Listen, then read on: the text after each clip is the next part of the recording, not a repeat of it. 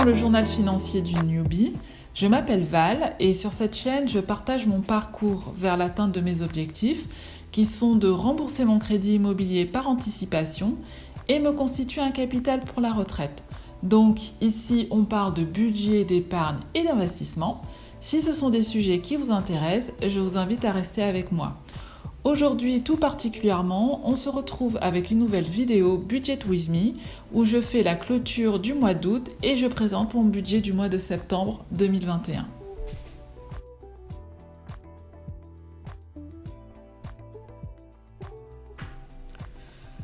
Au fil des années, j'ai créé une routine budgétaire qui me va très bien. Elle est en fait basée sur 3 grands principes. Premièrement, je pratique la méthode du budget zéro. Lorsque les Américains parlent de cette méthode, ils emploient beaucoup l'expression « give each dollar a job » et c'est bien comme ça que ça se passe dans mon budget, à savoir que chaque euro de revenu est affecté à une dépense ou à l'épargne. Et le but est qu'à la fin du mois, je me retrouve avec un solde nul. Et pourquoi j'aime cette méthode ? C'est parce qu'elle me donne justement le sentiment de piloter mon argent comme je le souhaite en fonction de mes priorités. Deuxième principe, je fais mes virements épargne et investissement en début de mois, avant toute autre dépense. C'est le fameux concept de se payer en premier, ou en d'autres termes, l'idée de se donner la priorité ou de donner la priorité à ses objectifs. Et troisième principe, je traque chaque semaine l'ensemble de mes dépenses. Pour cela, j'ai mis en place un système d'enveloppe virtuelle sur Excel pour chacune de mes catégories. Et c'est ce suivi régulier qui me permet de garder le contrôle, de voir où va mon argent et de faire des ajustements si nécessaire. Je termine le mois d'août de manière positive. Il y a certes eu des petits imprévus, mais rien d'alarmant. Et même si ce n'est pas mon objectif, j'ai réussi à faire quelques économies sur mes dépenses variables. Donc pour rappel, mon budget d'août était de 2 481 €. Lorsqu'on regarde catégorie par catégorie, j'ai moins dépensé que prévu en alimentation, en beauté et hygiène et en décoration. Par contre, j'ai dépassé mon enveloppe restaurant et divers. Donc au global, j'ai réalisé 47 € d'économie sur mes dépenses variables. Ce montant est venu se rajouter à mon épargne du mois. Et concernant l'épargne, elle s'élève à 2 176 €, soit 47 € de plus que prévu initialement.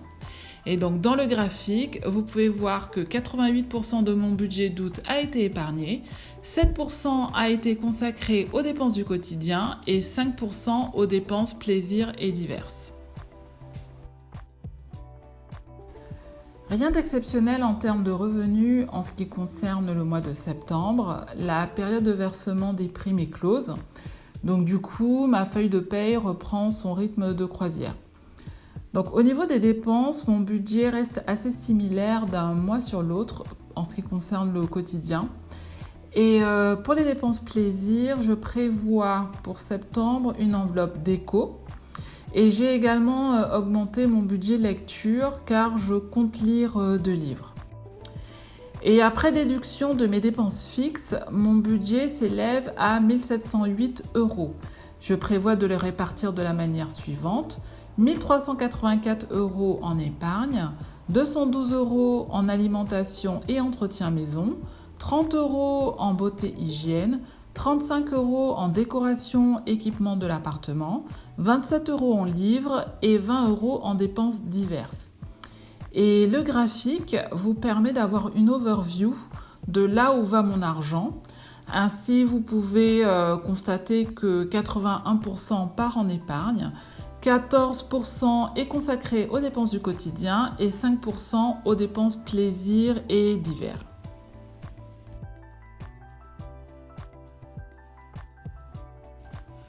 Pour beaucoup, septembre est synonyme de rentrée. Pour moi, septembre, c'est plutôt le signe que l'année touche à sa fin.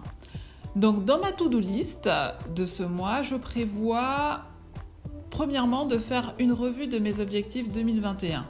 Je fais régulièrement le point, mais cette fois, il s'agit d'être réaliste, de faire un clean-up et de reporter les objectifs que je sais ne pas pouvoir réaliser cette année, voire les éliminer s'ils ne font plus sens.